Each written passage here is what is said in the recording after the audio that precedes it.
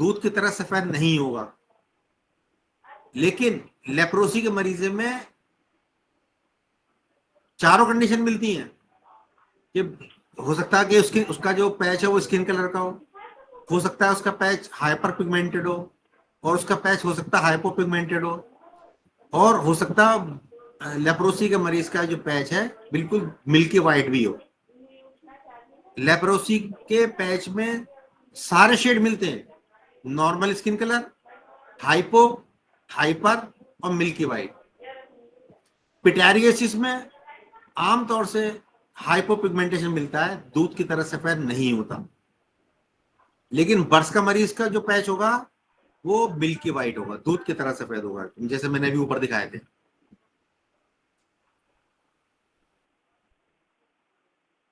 ठीक है,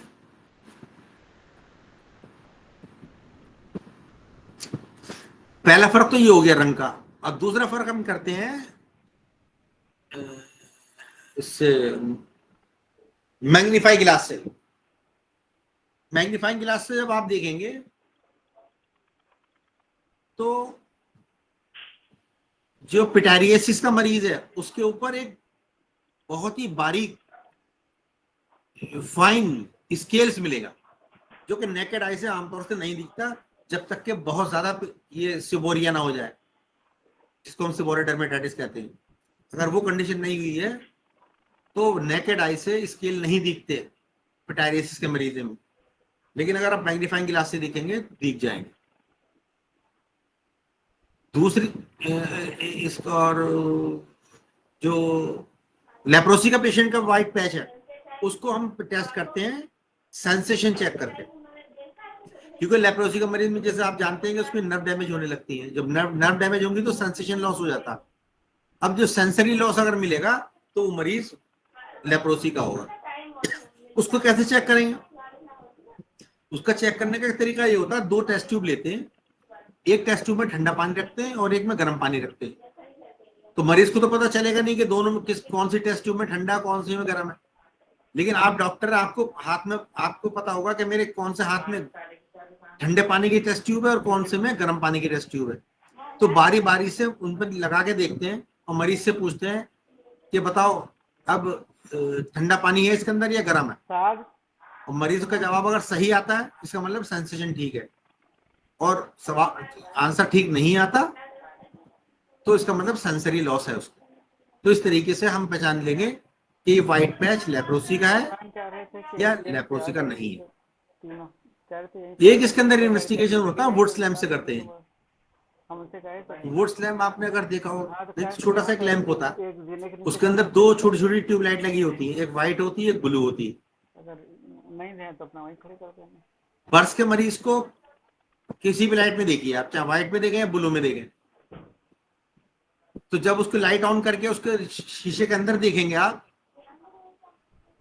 तो व्हाइट पैच जितना सफेद नजर आ रहा है उससे ज्यादा नजर आएगा उस उसके वो लैंप, वुड्स लैंप के अंदर, जिसको हम कहते हैं एसेंचुएशन ऑफ द व्हाइटनेस। यानी कि जितना व्हाइट हमें नेकेड आई से दिख रहा है पैच, उससे ज्यादा सफेद नजर आएगा अगर हम उसको वुड्स लैंप से एग्जामिन करेंगे तो। ये किस केस में होगा? अगर वो बर्स है। और अगर वो बर्स नहीं है तो व्हाइटनेस बढ़ेगी नहीं बल्कि घट जाएगी। कई बार बिल्कुल लगता ही है कि व्हाइटनेस है ही नहीं वुड्स लैंप। एक चीज और होती है, अगर उसको ब्लू ब्लू वाली लाइट से अगर हम देखें तो अगर वो मरीज पिटारियसिस का होगा तो उसके अंदर स्केल भी दिखेंगे और उसके अंदर आपको फंगस के हाइफी भी नजर आ सकते हैं, जो कि in the form of bluish greenish fluorescence light की शक्ल में दिखेंगे, चमकते हुए थ्रेड लाइक दिखेंगे, हरे से या ग्रीनिश से वो थ्रेड से दिखेंगे। तो इस तरीके से हम इसको डिफरेंशियल डायग्नोज करते हैं कि ये जो व्हाइट पैच है ये बर्स का है, पिटारियसिस का है या लेप्रोसी का है।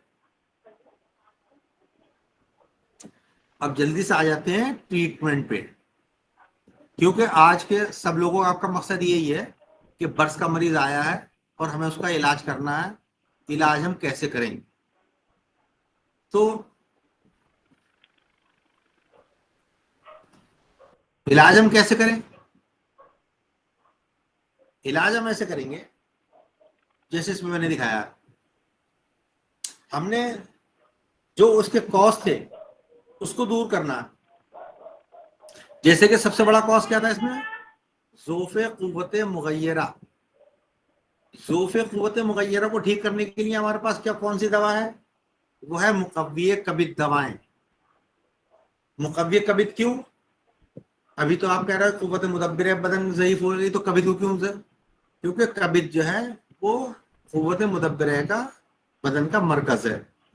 जब भी आप लिवर की दवा देंगे, जब भी आप कबिद को मुक़व्वी कबिद दवाएं देंगे, तो उससे उसको क़ुव्वत मुदब्बिर बदन कवी हो जाएगी।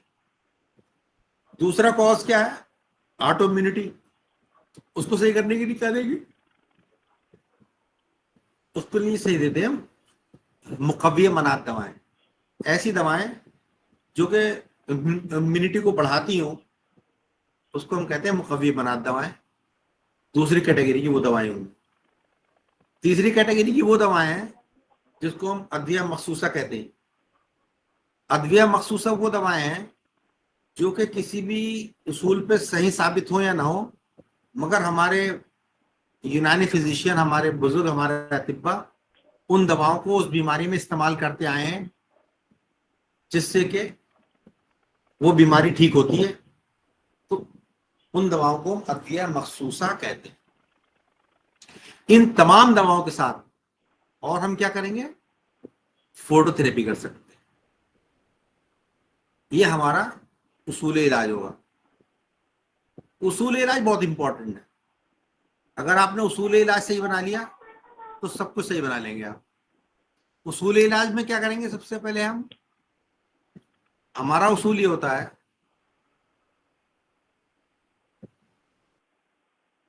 कि हम इलाज बिल ग़िज़ा करें, या इलाज बिल तदबीर करें, या इलाज बिल दवा करें। तो सबसे पहले हम आते हैं इलाज बिल तदबीर। बर्स का मरीज हमारे सामने बैठा है, हमने पहचान लिया कि इसको वाइट पैच है, मिल्क के वाइट पैच है, कोई स्केलिंग भी नहीं है, और उसका सेंसेशन भी बिल्कुल ठीक है। तो उसके हम इलाज बिल तदबीर क्या करें? तो इसमें 6 पॉइंट हैं।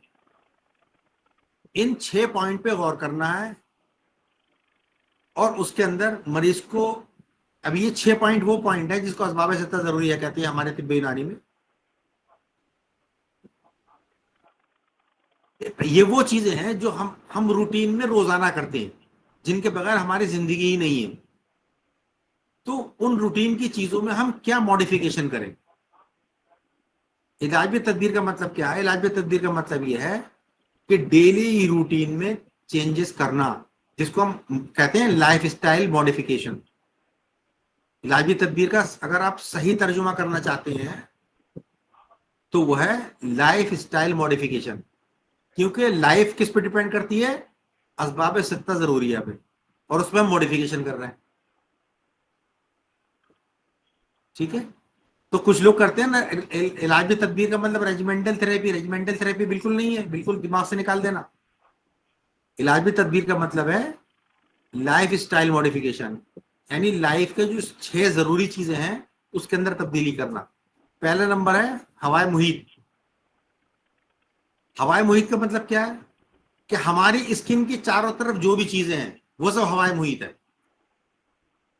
कुछ लोगों ने क्या काम कर रखा, ज्यादा साइंटिफिक बनने के चक्कर में, कि हवाए मुहित जो है वो ऑक्सीजन को कह दिया है।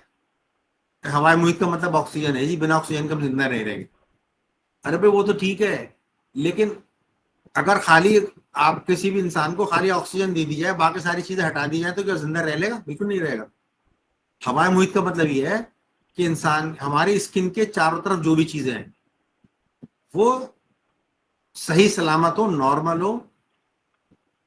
अब बर्स के मरीज को क्या चीज, बर्स के मरीज को किस चीज से बचाना है भाई?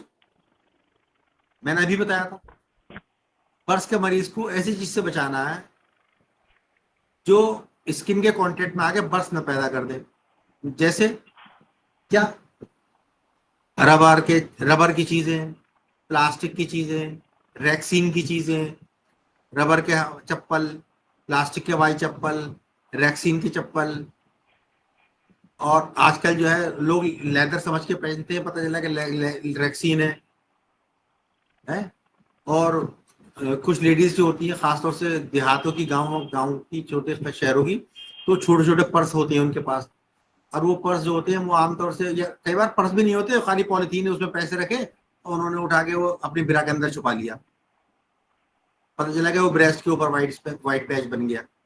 तो हवाए मुहित का मतलब क्या है, क्या मॉडिफिकेशन करना है? अगर वो मरीज ऐसा कोई काम कर रहा है तो उससे कहना है कि वो ये काम नहीं करे, तो उसको हमारा क्या हो गया, हवाए मुहित में मॉडिफिकेशन हो गया। यानी कि उस आदमी की, उस बर्स के मरीज की, हमने डेली जो रूटीन था हवाए मुहित का, उसको हमने बदल दिया। ये बहुत इंपॉर्टेंट और समझने वाली बात है, क्योंकि यह, मान लो किसी के ऐसी जगह वाइट पैच बन रहा है जहां पे वो पेटीकोट बनता है, या जहां पे हम अंडरगारमेंट को पहनते हैं, जहां जहां स्किन के कांटेक्ट में वो इलास्टिक आता है, तो मरीज से कहेंगे भाई अंडरगारमेंट तो तुम्हें पहनना है, लेकिन ऐसा अंडरगारमेंट मत पहनना जिसके अंदर इलास्टिक लगाओ। आपकी स्किन के कांटेक्ट में इलास्टिक नहीं आना चाहिए। तो आप जो कमरबंद वाला है, डोरी वाला है, रस्सी वाला है, वो अंडरगारमेंट पहनिए।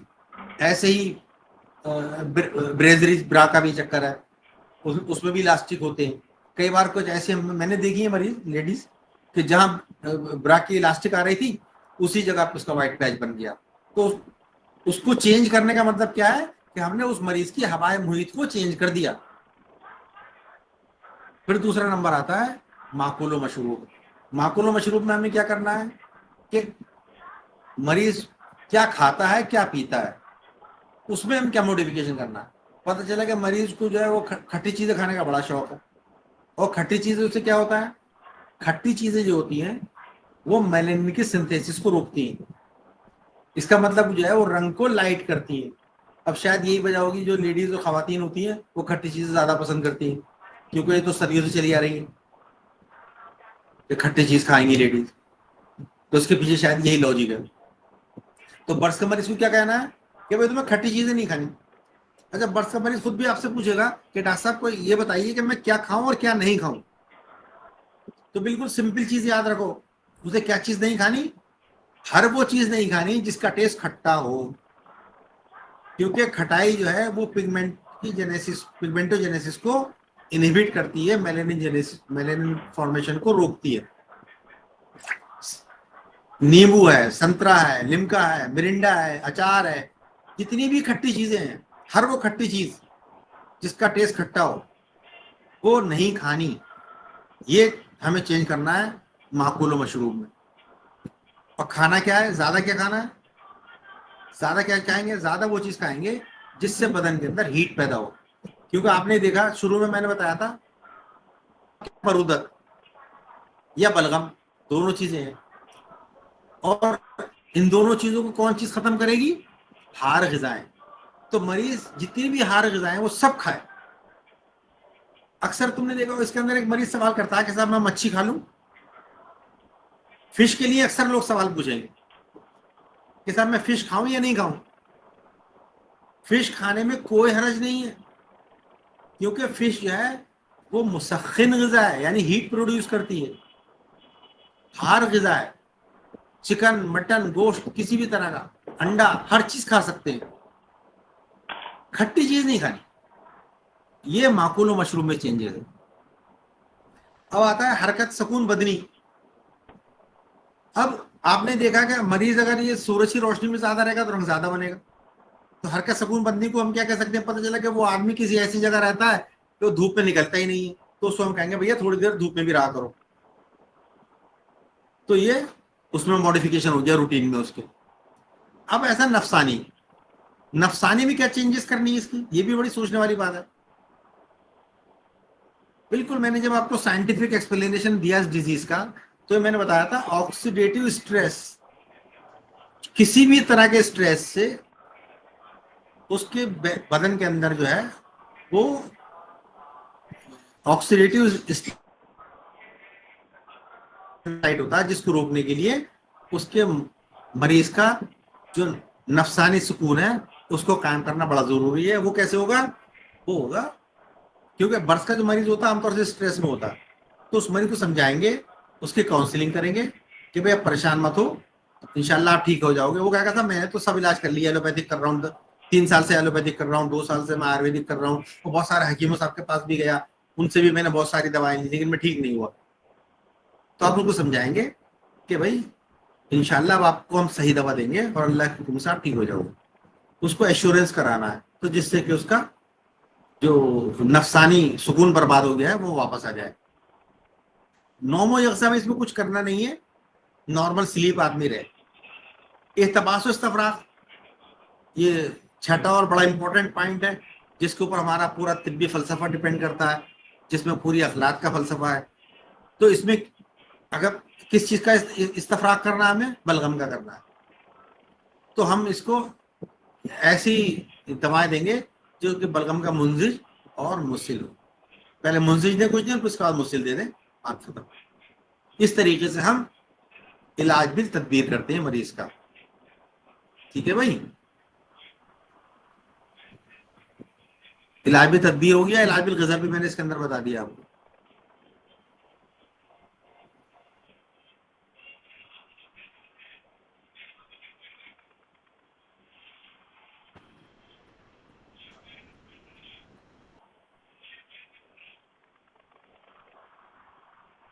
इस पर अब आ जाता है इलाज बिल दवा।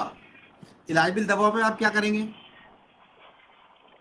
इलाज बिल दवा में हम वहीं से चलेंगे सिस्टमेटिक, यानी कि सबसे पहले हम कुव्वत मुदब्बरा बदन को ताकतवर बनाने के लिए ऐसी दवाओं का इस्तेमाल करेंगे जो कि मुकव्वी जिगर हो, मुकव्वी कबिद हो। इसके लिए आप बहुत सारे, हमारे पास यूनानी में तो बहुत बड़ी तादाद है ऐसी दवाइयों की जो कि मुकव्वी जिगर है। सबसे बढ़िया आती है माजून दबीजुल गुड़, और बच्चों को आप शरबत दीनार दे सकते हैं, या सिरप एक सिरे जिगर दे सकते हैं। बहुत सारी दवाई, कोई भी दवा दे सकते हैं जो कि मुकव्वी जिगर हो। दूसरी दवा देंगे आप मुकव्वी मनात। ठीक है, मुकव्वी मनात में कौन सी दवा देंगे? मुकव्वी मनात में हम दवा देंगे खमीर मरवरीद खास, खमीर मरवरीद खास वाला, सादा नहीं, खास देंगे। अच्छा, क्या हम हर मरीज को दोनों चीज देंगे? चलो पहले समझ लीजिए क्या क्या देंगे। मुकव्वी कबिद देंगे, मुकव्वी मनात देंगे, और क्या देंगे? अद्विया मखसूसा। अद्विया मखसूसा में हमारे अतिब्बा ने बहुत सारे सफूफ बयान किए हैं। सफूफ बर्स, सफूफ बर्स के भी हमारी किताबों में बहुत सारे नुस्खे मिलते हैं, उसमें कोई सा भी सफूफ दे सकते हैं। अब सफूफ को कैसे इस्तेमाल करना है, इसके अंदर भी एक बड़ा मसला आ जाता है। कुछ लोग इसका जुलाल पिलाते हैं, कुछ लोग इसका निशाना पिलाते हैं, कुछ लोग नस सफूफ को ही खिला देते हैं 1 चम्मच सुबह शाम। तो हमारे तजर्बे में ये है कि आप किसी भी तरह, चाहे सफूफ खिला दें या उसका जुलाल पिला दें या जुशाना पिला दें, तीनों बराबर है, तीनों इफेक्ट करते हैं, तो तीनों काम करते हैं। लेकिन मुझे लगता यह है कि अगर जुशाने की शक्ल में दवा दी जाए तो इनमें सब में बेहतर है। समझे? सिरप व्हाइट नील, ये एक बरसीना आता है इसका हमदर्द का, एक बरसीना माजून की तरह है, आधा चम्मच सुबह शाम देते हैं। तो ये वो दवाएं हैं जिनको अद्विया मखसूसा कहा गया है। ठीक है, मुफरत दवाओं में दो बड़ी दवाएं का नाम आता है, एक तो बापची और दूसरा इत्रिलाल। तो बापची मार्केट में इन दोनों की खुराक जो है वो 3 से 5 ग्राम है सुबह शाम। किसी भी शक्ल में दे सकते हैं, शांदे की शक्ल में भी दे सकते हैं, सफूफ बना के भी दे सकते हैं, अलहदा अलहदा भी दे सकते हैं, इनको मिक्स करके भी दे सकते हैं। इनके अंदर कोई तीसरी दवा मुकव्वी कभी डाल के भी ऐड करके भी दे सकते हैं। चौथी दवा को मुकव्वी मनात दवा भी डाल के एक नुस्खा बना के भी दे सकते हैं कि इसके अंदर पापची भी डाल दिया, अतरीलाल डाल दिया, मुकव्वी कबिद के लिए हमने गुलेसोफ डाल दिया, और मनात के लिए हमने इसमें वो डाल दिया सत्यगिलू। तो पता चला कि हमने 4 मुफरत दवाएं ली और हमारा नुस्खे में तमाम चीजें आ गई। ठीक है भाई, तो ये हो गया मरीज का अंदरूनी इलाज। बैरूनी इलाज, रोगान बापची या रोगान लौंग, इन दवाओं को लगा के मरीज को 5 मिनट धूप दिखाना बड़ा जरूरी है। तो ये हमारा है इलाज बिल दवा। इसके बाद एक और कहते हैं फोटोथेरेपी। तो फोटोथेरेपी का मतलब क्या है, मरीज सूरज में बैठ जाए वो भी फोटोथेरेपी हो गई, ठीक है। लेकिन मॉडर्न के लोग पुआ थेरेपी करते हैं, अल्ट्रावायलेट ए रेज, सोरालिन। सोरालिन एक अंग्रेजी दवा है, मेलानोसिल के नाम से मार्केट में मिलती है इसकी टैबलेट्स। तो मरीज को वो 2 टैबलेट खिला के आधे घंटे के बाद थोड़ी देर के लिए अल्ट्रावायलेट ए की ट्यूबलाइट्स के बना हुए चैम्बर होते हैं उसमें बिठा देते हैं। इसको पुआ थेरेपी कहते हैं। आजकल पुआ थेरेपी की जगह नैरो बैंड थेरेपी आ गई है। नैरो बैंड थेरेपी बोले तो एक खास किस्म की ट्यूबलाइट है जिसके अंदर 311 और या 312 इनमें से कोई एक, दोनों मार्केट में आती है, 11 भी वाली भी आती है, 12 वाली भी आती है।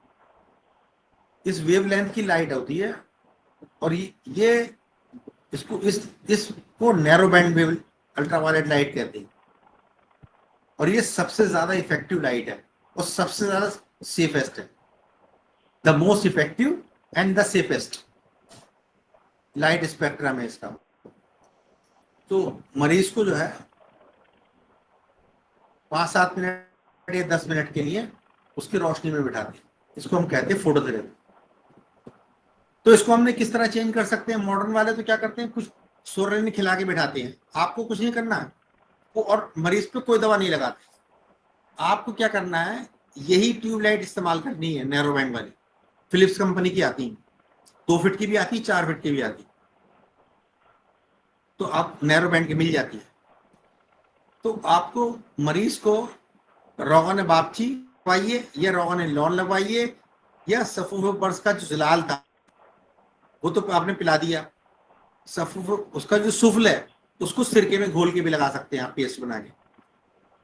इनमें से कोई एक चीज मरीज लगा ले सफेद निशानों पे और 5-7 मिनट के लिए इस ट्यूबलाइट के सामने बैठ जाए। इससे मरीज बहुत ही जल्दी सही होते हैं। दवाई के मुकाबले कई गुना ज्यादा फास्ट हो जाती है रिकवरी। और आप अपने क्लिनिक में भी लगा सकते हो ये ट्यूबलाइट। 4-5 हजार रुपए की 2-3 लाइट आ जाएंगी, 5-6 हजार रुपए में 2-3 लाइट एक साइड में लगा सकते हैं आप। मरीज का इलाज एक थेरेपी वर्क कर सकते हैं इसकी, और ये बड़ा अच्छा इलाज है, इससे मरीज जल्दी ठीक हो जाएगा। तो हम यहाँ करते हैं अपने यहाँ, ठीक है भाई। और हाँ, एक चीज ये रह गई इसमें, अगर मरीज को न्यूरोजेनिक हाइपोथेसिस की वजह से अगर बर्स हुआ है तो उसमें हम क्या करेंगे, तो मुखव्वी आसाब दवाएं देंगे। मुखव्वी आसाब कौन सी दवा देते हैं, हब्बे अंबर मोमियाई। हब्बे अंबर मोमियाई बहुत ही बढ़िया दवा है। एक गोली दिन में एक बार दूध के साथ खिला दें, इंशाल्लाह 1-8 महीने खिलाएंगे तो फिर जरूरत नहीं पड़ेगी। हम इलाज के बावजूद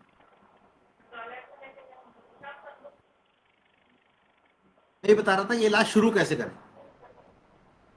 मरीज बर्स का आपके पास आया तो सबसे पहले आप उसे कम दवा दीजिए, एक दवा पीने की और एक लगाने की, और एक मुखव्वी कबित दवा। यानी आपने सफू बर्स दे दिया या सिरप वाइटनिल दे दिया या माजून बरसीना दे दी, इनमें से कोई एक चीज दीजिए। रोगान बापची लगवा दीजिए या रोगान लॉन लगवा दीजिए या उनका सुफल लगवा दीजिए, ठीक है। सिर्फ इतना कीजिए, साथ में एक मुकव्वी कबित दवा दे दीजिए, इसके अलावा कुछ नहीं देना। इंशाल्लाह इससे मरीज ठीक हो जाएगा। अगर नहीं हुआ है उसका सबब, फिर उसके सबब के ऊपर ध्यान देते हुए हम क्या काम करेंगे, मुकव्वी मनात दवा बढ़ा देंगे। मुकव्वी मनात में खमीर मरवरीद खास को ऐड कर देंगे, इंशाल्लाह उससे ठीक हो जाएगा। अगर नहीं होता तो हम क्या करेंगे, उसको हब्बे अंबर मोमिया ऐड कर देंगे। अगर आप ये कंप्लीट 4 और 5 चीजों का नुस्खा देंगे तो इंशाल्लाह ज्यादातर मरीज आपके ठीक हो जाएंगे, बिल्कुल पक्के ठीक हो जाएंगे, ठीक है। उसके बावजूद भी कुछ मरीज ऐसे होते हैं जो ठीक तो हो जाते हैं, लेकिन कुछ जगह ऐसी होती है जहाँ के निशान उनके ठीक नहीं होते, खास तौर से हाथों के और पैरों के निशान, क्योंकि हाथ और पैरों में क्या है, मसल्स कम नहीं है या कम है, तो मसल्स कम होने की वजह से सर्कुलेशन कम है। तो ऐसे हमने देखा अपने तजर्बे में, इस तरह के वाइट स्पॉट जहां पर मसल्स हैं वहां इलाज से मरीज जल्दी रंग आ जाता है, और जहां पे मसल्स कम है जैसे हाथ और पैर की उंगलियां, उस पर रंग बड़ा मुश्किल से और देर में आता है। ऐसे लोगों के लिए हम क्या करते हैं कि हजामा एडवाइस करते हैं, सबसे छोटे साइज का कप ले लीजिए और वहां हजामा कर दीजिए, तो उससे मर्ज को फायदा होता है। यही मैं एक बात बताता चलूं, कुछ मरीज ऐसे होंगे कि उसका वाइट स्पॉट मसल्स वाली जगह पर है, उसके बाद ठीक नहीं हो रहा, तो ऐसे मरीजों में भी हम हजामा से इस्तेमाल करते हैं इन इन सब चीजों के साथ साथ, और अल्लाह के करम से वो मरीज ठीक होने लगते हैं।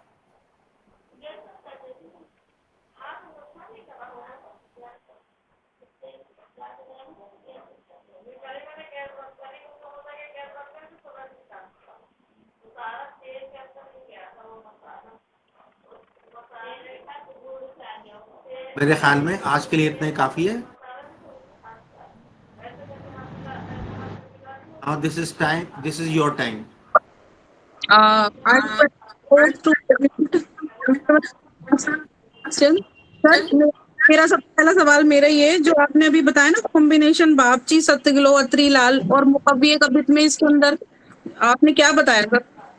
आपने बोला ना एक कॉम्बिनेशन हम खुद भी बना सकते हैं, जैसे बापची, सत्तगिलो, अत्री लाल, और क्या?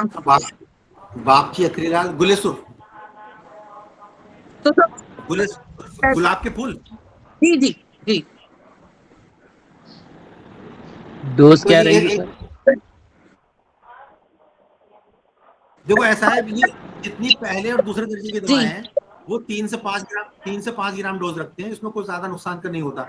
लेकिन अगर दवा दूसरे और तीसरे दर्जे की तरफ हो तो फिर थोड़ा ध्यान देना चाहिए। पहले दर्जे की दवा में कोई ज्यादा मुश्किल काम नहीं है, आप 3 से 5 ग्राम तक सेफली दे सकते हो, 3 ग्राम जो आइडियल है। अगर सिंगल दे रहे हैं तो 5 ग्राम, और दूसरी दवाई ये मिक्स कर रहे हैं उसमें तो 3 ग्राम।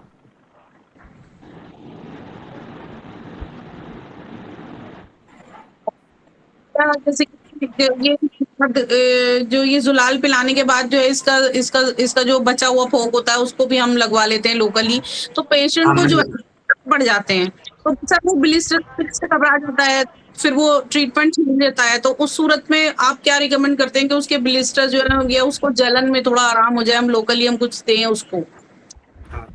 ऐसे मरीजों को ब्लिस्टर सबको नहीं पड़ते, किसी किसी को पड़ जाते हैं। ऐसी कंडीशन में हम क्या करेंगे, तो ब्लिस्टर को प्रिक कर दीजिए ताकि उसका अंदर का जो सीरम है वो निकल जाए, मरीज को पेन ना हो, और कोई एंटीबायोटिक, कोई बीटाडीन वगैरह लगा दीजिए, और इस पीरियड में ओरल दवा मरीज खाता रहे, लोकल दवा उस जगह पर ना लगाए जहां ब्लिस्टर हो गए। जब ब्लिस्टर हील हो जाएगा तो हील होने के बाद फिर से उस पर वो दवा लगाई जाए। और सर जलन रोकने के लिए आप एंटीहिस्टामिनिक भी दे सकते हैं, SOS। नारियल का तेल भी लगा सकते हैं सर इसमें? सर मैं तो नॉर्मली नारियल के तेल में जो है ना वो कैम्फर मिक्स करके जो है रिकमेंड कर देती हूँ, और वो भी ठीक है। जी, या असल में फिर हम उसमें एक दिक्कत है, असल में कैम्फर इस्तेमाल करने में एक दिक्कत है। अगर जी हम काफूर अगर हम इस्तेमाल करते हैं तो काफूर बारीद होता है बहुत ज्यादा, जी तो हमें उस इलाके की बरूदत को नहीं बढ़ाना चाहिए। सर हालांकि ये एक अच्छी वो है, कर सकते जी हैं, सर यही लेकिन देती बेहतर तो है, उसको तकलीफ में आराम आ जाता है तो फिर वो मतलब गिव अप नहीं करता, और वो फिर कुछ दिन के बाद फिर से वो कंटिन्यू कर लेता है। अदरवाइज उस पेशेंट भी इतनी मतलब ज्यादा बहुत ही बड़ा बड़ा आंवला भी मैंने देखा है sir, just with in 5 minutes of application. हाँ और होते हैं, बिल्कुल जी उसमें ये लगा सकते हैं, मरामीना भी लगा सकते हाँ, मरहमीन ये ऑप्शन है, मैं लिखती हूँ इसको। मैं तो सर इसमें नारियल का तेल या जो है चमेली का तेल मिला देता हूँ।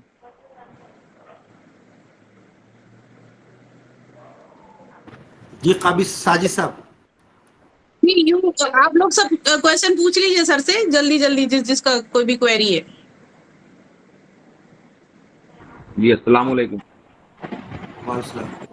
सर। जी इसमें बोलिए। इलाज में सर मैक्सिमम कितना दिन तक ट्रीटमेंट दिया जा सकता मैक्सिमम की तो कोई लिमिट ही नहीं है, है? जी डिपेंड करता है कि मरीज आपको किस तरह रेस्पॉन्ड कर रहा है, जी क्योंकि सर जो इसमें कोई कोई हम यूवी इसको ऐसी कोई हम ऐसी दवा नहीं दे रहे हैं जो तीसरे चौथे दर्जे की दवा हो या कोई सम्मी दवा हो जिसका उसका लिवर फंक्शन या किडनी फंक्शन डिस्टर्ब हो। ऐसी हम कोई दवा उसको इस्तेमाल ही नहीं कर रहे। जी जी sir band UV light exposure है सर, ये कितनी देर मिनट्स की थेरेपी दे सकते हैं? देखो इसका एक सबसे सिंपल एक तरीका है कि मरीज को 1 मीटर की दूरी पे बिठाएं और रेडनेस आने लगे या जलन होने लगे, डिस्कम्फर्ट होने लगे, उस टाइम को नोट कर लें। तो that will be the threshold time, उससे ज्यादा नहीं देना। अदरवाइज आइडियली 5 to 7 मिनट्स काफी है, लेकिन इस ड्यूरेशन को बढ़ाया भी जा सकता है depending on the response of the patient and appearance of the erythema और डिस्कम्फर्ट।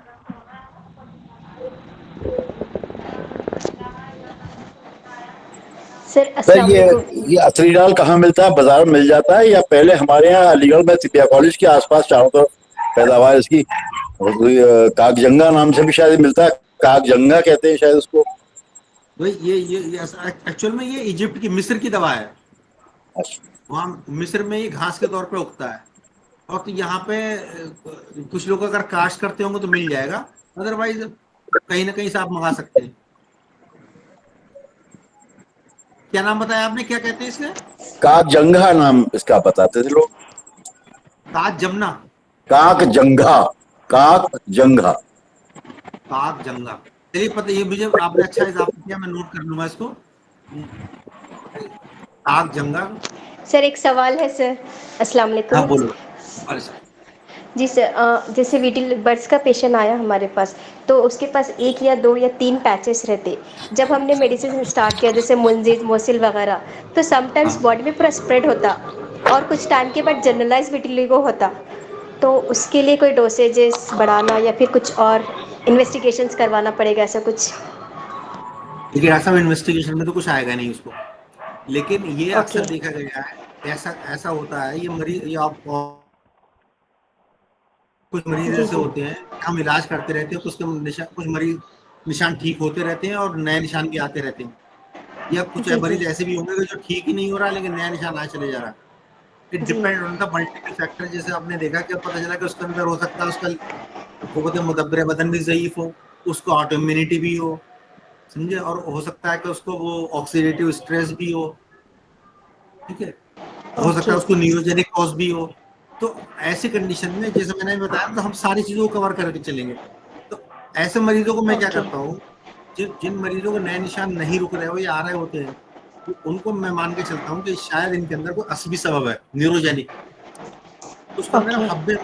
हब्बे अम्बर मोमियाई 1 अदद दूध के साथ रोजाना खिलाइए। जी। इंशाल्लाह ताला वो 1 1.5 महीने एक 2 ही। महीने में 1 अदद 1 OD। जी जी। ये थोड़ी ओके। महंगी पड़ती है, हमदर्द कंपनी की अच्छी आती है, मैं तो उसी की इस्तेमाल कराता हूँ। तो एक गोली ओके। उसको इस्तेमाल कराइए इंशाल्लाह। हाँ, एक चीज और है, कुश्ते तामेसर, नोट कर ले। जी।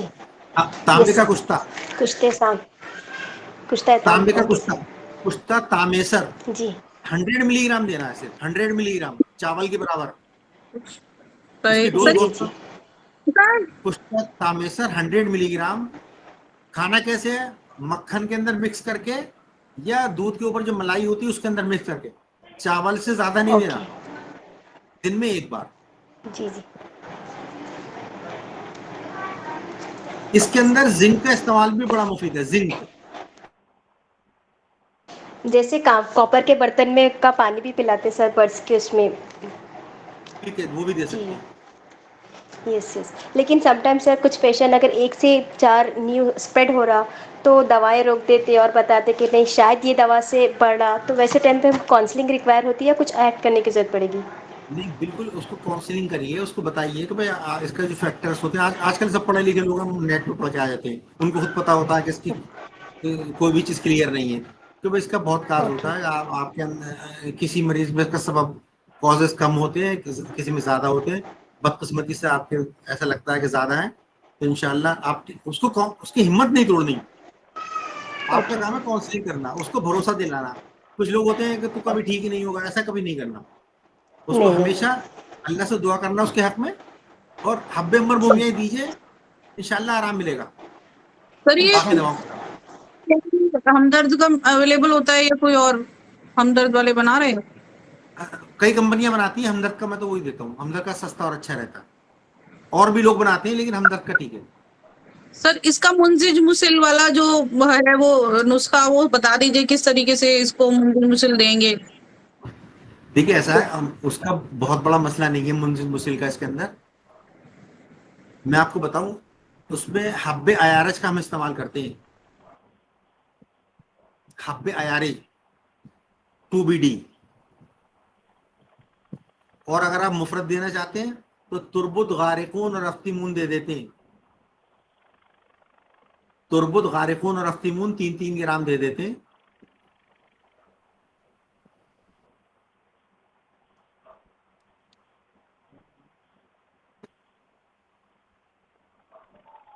वो सारी दवाई बता दी।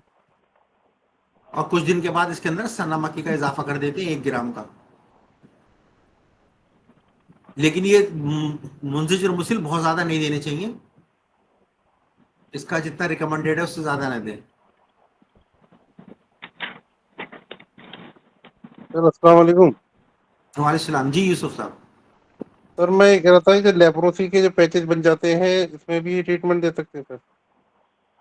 भाई देखो ऐसा है, लेप्रोसी के मरीज अगर आपने पहचान लिया है तो उसको क्या नाम है, क्या बोलते हैं उसको, MDT, MDT। उसको लेप्रोसी सेंटर उसको भेजना आपकी कानूनी जिम्मेदारी है। सर वो और अगर आप उसको MDT वो चल जाती है, पैचेज और उसकी जो मतलब पेन वगैरह है बाद में भी रहता है? नहीं, after the completion of the treatment of MDT from the leprosy centre you can prescribe your medicine. और ऐसा हमने बहुत सारे देखा है कि इसको असल में क्या हुआ, ये आपका टॉपिक दूसरा हो गया, बर्थ से टॉपिक है नहीं, चलो फिर भी बता देते हैं। पोस्ट लेप्रोटिक एनेस्थीसिया बोलते हैं इसको। कि पता जी चला जी कि साइंटिफिकली MDT उसको दे दिया 6 महीने साल भर के लिए, चाहे उसको PV की किट दी या MB की किट दी। PV 6 महीने की होती है और MB की किट 1 साल की होती। उसके ट्रीटमेंट के बावजूद भी मरीज कहता है कि जी जी ना सर। तो मेरा निशान सही हुआ और ना मेरा ये सही हुआ, सुनपन गया। क्योंकि उसको पोस्ट लेप्रोटिक एनेस्थीसिया बोलते हैं और वो पोस्ट लेप्रोटिक हाइपोमेलिनोसिस बोलते हैं। तो दोनों ही चीजें, मरीज को ये लगता है कि वो ठीक ही नहीं हुआ। अब एलोपैथिक का डॉक्टर कहता है आपका 1 साल का ट्रीटमेंट पूरा हो गया, 6 महीने का ट्रीटमेंट पूरा हो गया, बीमारी आपकी खत्म हो गई। ऐसी कंडीशन में आपको क्या करना है, ऐसी कंडीशन में आप अपनी दवा दे सकते हैं और उसको ठीक होने के लिए हब्बे अमर मोमिया दे सकते हैं, और बर्स के उसूल पे इसका व्हाइट पैच का इलाज भी कर सकते हैं। ठीक है सर। लेकिन वो तभी करेंगे जब वो लेप्रोसी का अपना इलाज 6 महीने का, वो साल भर अपना का पूरा। ट्रीटमेंट ले चुका होगा। जी जी। सर ये ठीक अस्सलाम है वालेकुम सर, ये हबे सर। अयारिज मुंशी बलगम कितने दिन देना है सर? गारिक हब्बे और अयारिज ऑप्टिमम हब्बे अयारिज जो है, या तो आप हब्बे अयारिज दीजिए या तुरबुत वाला नुस्खा दीजिए। 1 हफ्ता दीजिए, 1 हफ्ता, 2 हफ्ते भी दे सकते हैं, लेकिन 2 हफ्ते से ज्यादा मत दीजिए।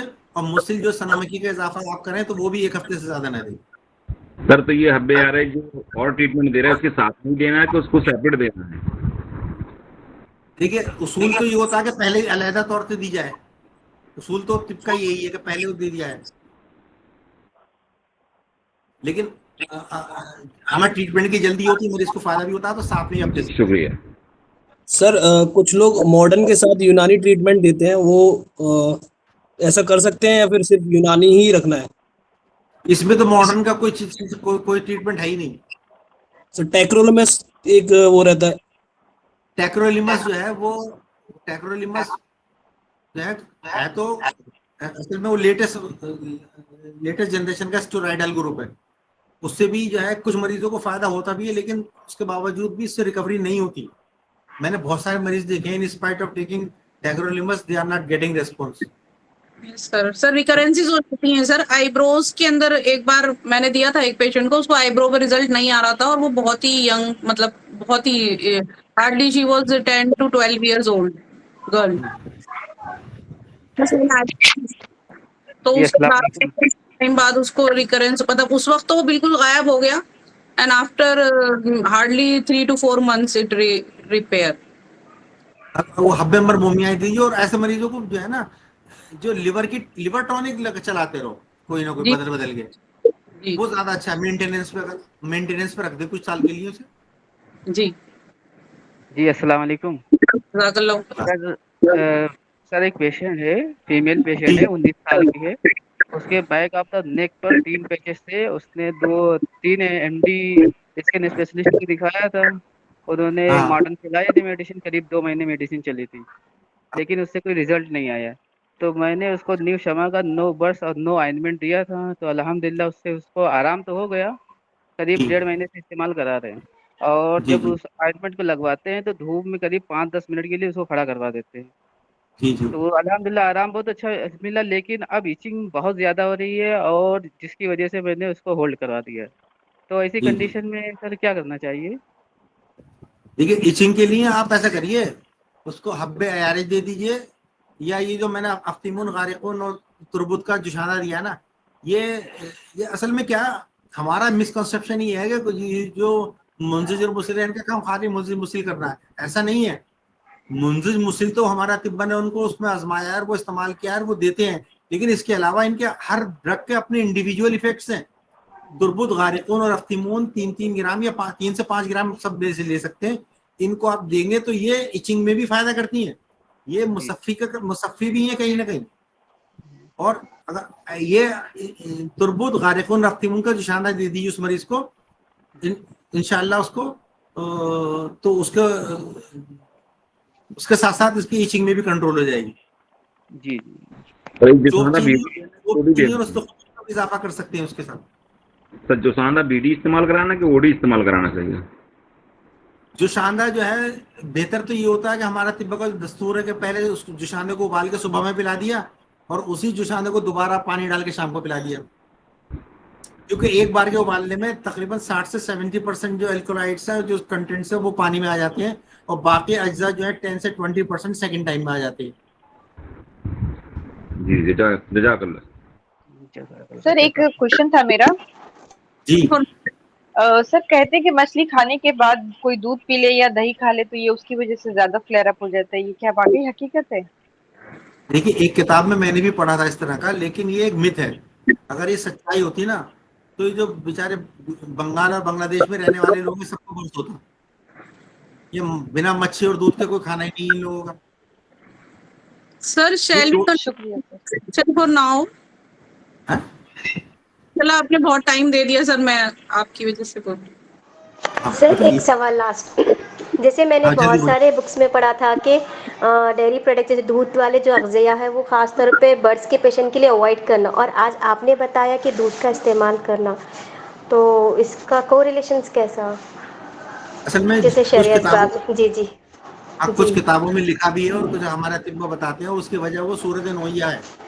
वो लोग कहते हैं जी कि व्हाइट पैच का कलर भी व्हाइट है, और ये जो ग़िज़ा हम खा रहे हैं ये भी सफ़ेद है, तो ये हो सकता है इसमें जाके जी नुकसान करेगी। लेकिन साइंटिफिक जी सबूत ये कहते हैं कि ऐसा हरगिज नहीं है। मान लो बच्चों को बर्स हो गया, बच्चा दूध नहीं पिएगा तो क्या खाएगा, तो ये बिल्कुल गलत है जी जी और टोटल मिथ है। जी।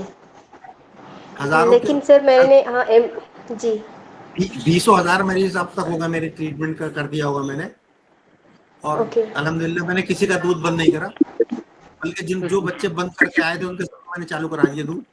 दूध से कुछ नहीं होता। हाँ, दही नहीं के देना, दही खट्टा सर है। सर, लेकिन रिसर्च सेंटर्स में भी ये चीज़ को अप्लाई करते हैं ना सर, जैसे यहाँ पर गलत CCRM करते में।